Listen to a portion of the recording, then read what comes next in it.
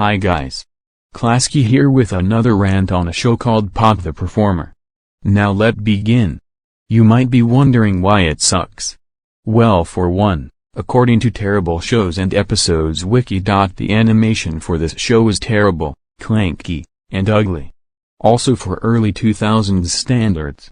It is indescribable. The art style is repulsive and the mostly warm color palette is too bright and it hurts the eyes.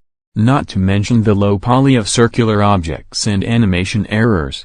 2. Despite being aimed at children, the anime has a lot of blood, gore, murders of the characters, and other disturbing stuff that would bring me the head of Charlie Brown and Happy Tree Friends a run for their money.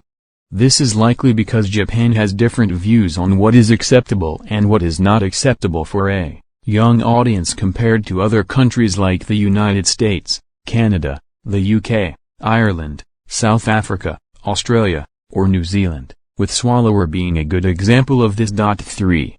Similar to Herman and Catnip, the Gene Deitch era of Tom and Jerry and the Looney Tunes shorts from 2003, this show relies too much on gratuitous over-the-top violence instead of slapstick, but it is taken so far up to the next level. 4.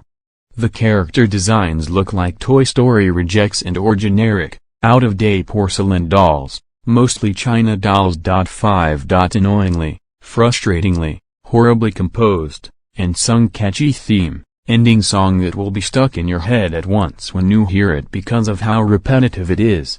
Also, why is the show called Poppe the Performer when the song is saying Pope the Clown? The rest of the soundtrack is also at times creepy, very weird, and psychedelic. 6.